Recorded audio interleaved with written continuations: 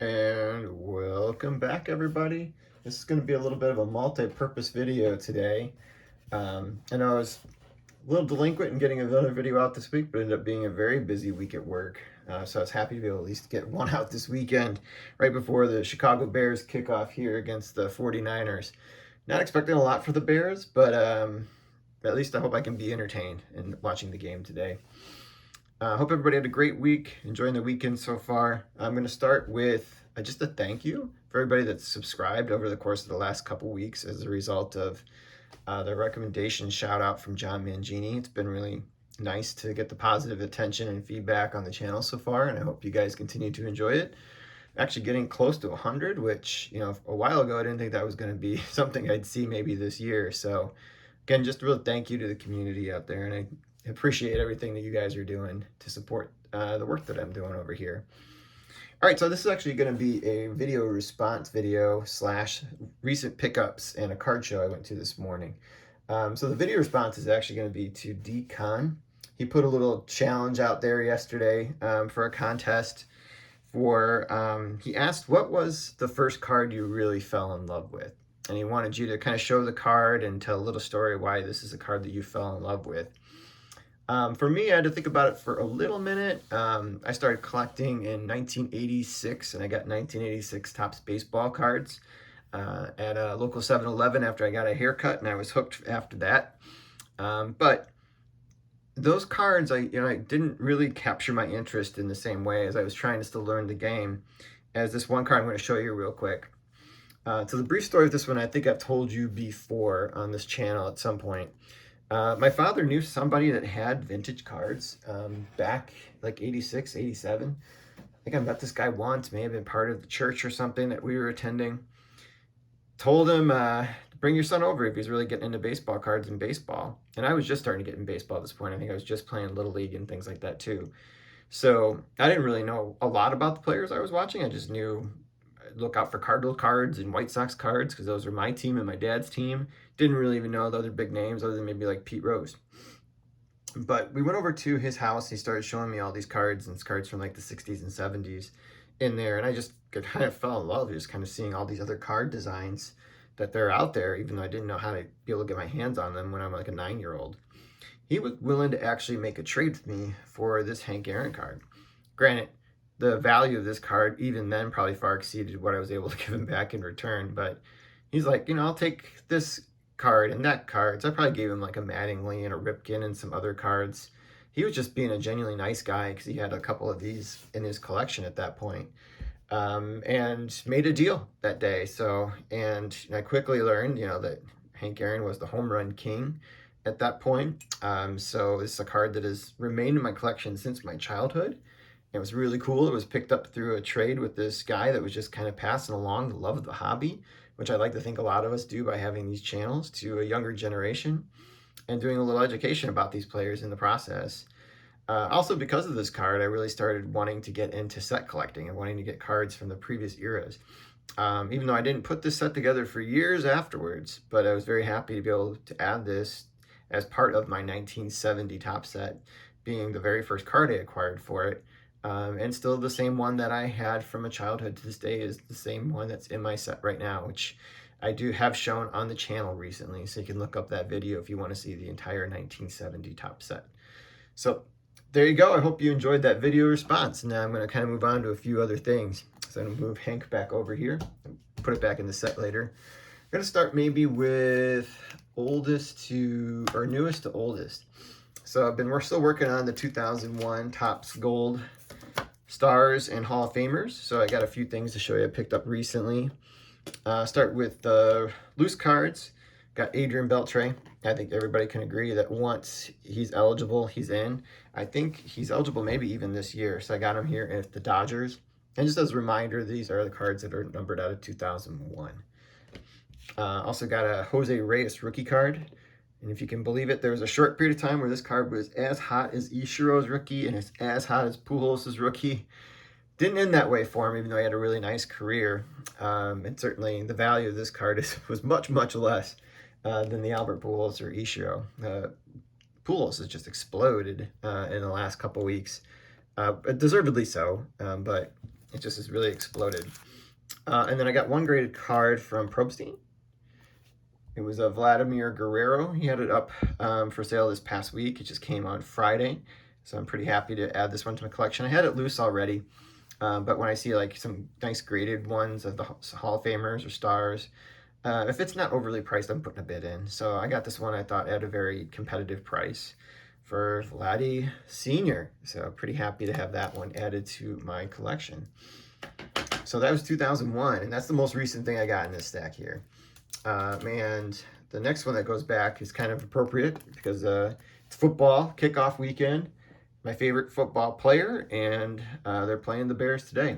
I think this picture was always kind of cool as a kid because you kind of see him look like he's about to throw the ball, which probably it was some sort of play where he was going to be throwing the football because it looks like he's looking downfield and had his hand in the throwing position.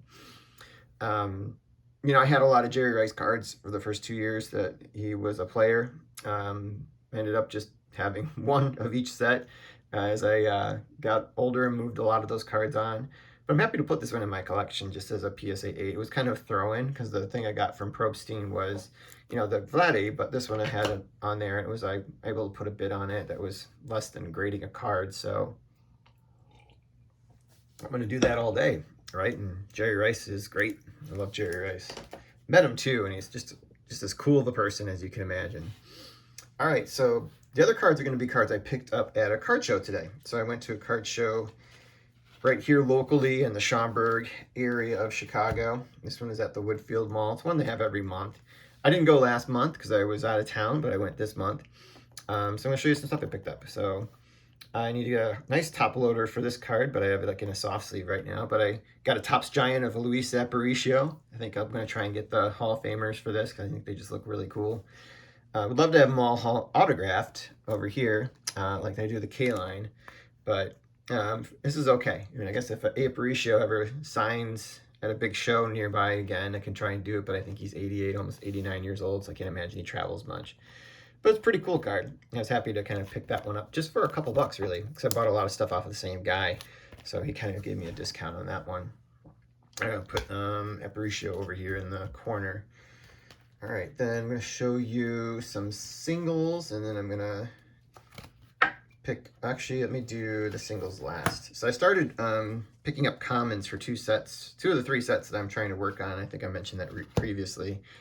Got 48 Bowmans to show you first. So these are all black and white cards. So picked up 5, I think, for the set here. So I got a total of 6 of the 48 cards. This is Larry Jansen for the Giants. The only downside is you have to look at the back of the cards unless you immediately recognize the photograph to know who they were. Here's a guy for the Philadelphia Phillies. This is probably the best condition one I was able to pick up. And it's his Dutch Leonard. One from the Athletics. This is Bill McCann. There's no White Sox in this set, unfortunately. They weren't included. I'm not sure why. This is one for the New York Giants. Ray Pote. Finally, this is actually the last card of the set. Card number 48. George Colsell. Is this how you pronounce his name?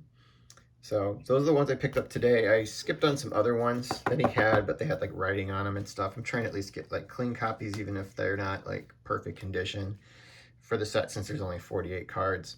The exception I might make is for the like usual rookie or the Bear rookie if I can't afford like a really good copy. And the one other set I'm working on is 53 Bowman Color. And these are the ones I picked up today. I tried to get ones that didn't have like a huge crease. I think this is one of the things that had a crease right here in here, but the rest of the cards kind of look nice. All the other ones, they may have rounded corners, but they don't have like a major crease going like right through the card. This is Vic Wart's card number 2. Look how clean the back is. That's pretty cool for a 53 Bowman Color. Usually they have all kinds of stuff on there from the gum or the wax they use to seal the packs. This is a Joe Ginsberg. That's somebody I instantly recognize. This is Gus Zernale. I'm probably pronouncing that wrong. I'm sorry for those A's fans out there, Philadelphia A's fans. He's the one that has that 52 Topps card with the balls that are stuck to the back. So I think he had like 4 or 5 home runs in the same doubleheader or something. I think that was why they did it. Joe Garagiola. This one actually is a trimmed, so at some point I'll want to upgrade that one, but it's kind of cool just to kind of toss that one in. And I tried to get cards that didn't have writing on them too, so it was really kind of hard to pick up some cards today for these two sets just because they either had bad creasing or they had some writing on them. This is Herman Wiemeyer. Not a name I recognize. I think this is also kind of fun, like getting these older cards. You get to learn about these players, the common players that were in part of these teams that you just don't remember or have ever heard of. And I think you get to do a lot of education here. This guy for the Washington Senators, the original Washington Senators, Jackie Jensen. He was a pretty good ball player in his time. Another one from the Cincinnati Reds, Bubba Church. Another one from the A's, we have Allie Clark. And then another one from, actually another Philadelphia Philly, Howard Fox, card number 158. There's only 160 cards in this set, so I think it's probably pretty doable at some point to be able to put this set together. The most expensive one is the Mickey Mantle by far. And there's some other ones that are going to be a little pricier, but I'd say probably it's the Mantle followed by probably the Musial, are probably the two most expensive cards in that set. I already have the Musial, so at least I got that one knocked off. Then I picked up some singles too. Show those off real quick. Start with 1956 Topps Red Shandies. And these are kind of not perfect vintage, which is okay. These are a little bit lower grade, and I'm okay with that for these purposes because it didn't cost me much to get them. So I got that card now. So 56 Topps, kind of a cool image of him colliding into the catcher at home plate. Not sure what catcher that is. I think these are all graybacks too. This one is for sure. Actually, that was the only 56 I got. Then I got a 55 Topps Hal Newhouser, which I do believe is his last issued card. Last pictured with the Cleveland Indians, even though that's not the team he was a Hall of Famer for, most noted for. But I was happy to pick up this one at a pretty good price. It's in pretty good condition. There's some little problems with the edges and the corners, but it's a little off center, but the registration is really nice on the card. So you really kind of can see really well on the front and the back, which I kind of like. So we got that one for 55. Then I picked up another 55 by 55 Bowman. I got a 55 Bowman Ralph Kiner, which is his very last card. This one was actually in really good shape. Just a little off center top to bottom, as you can kind of see here. But the edges aren't too bad. The back's a little bit off center because it got kind of cut off here on the side. But it looks really nice. You know, I had his 54 Bowman already, but now I have his 55 Bowman to go with it. And then finally I picked up a 53 Hal Newhouser from the same guy I was buying a lot of these vintage cards from. I went through two different guys that had some vintage cards, and I was able to kind of go through their binders of cards. This one has a lot of wear on here. I think it might even be a high number if I'm not mistaken. Why it's a little bit more expensive, but I was fine kind of paying what I did. It's about the lowest grade you can probably find. And he's still with the Tigers, which is the team obviously he's most noted for. A 2-time MVP, 5-time All-Star. You know, just a great pitcher during his time that often doesn't get talked about much unless you're talking about him being upset as a scout with the Houston Astros because they drafted Phil Nevin over Derek Jeter, and I was recommending Derek Jeter, so then he retired as a scout right afterwards. So that's Hal Newhouser. So thanks for sticking in here. Hope you guys enjoyed the pickups. Hope you guys are having some success getting some of the cards for your collection. Like I said, this was a very happy, good day for me. And we'll be in touch. I'll have a video at some point, probably later this week.